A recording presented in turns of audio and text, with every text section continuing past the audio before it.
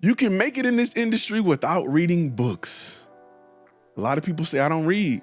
I don't like books. I'm not a book person. If you don't read books, if you aren't open-minded enough to read a book, if you don't like audio books, if you think you're going to get everything you need to be successful from the infotainment videos found in your YouTube algorithm, I want you to stop right now and I want you to find a job because you lack the competence needed to run a business.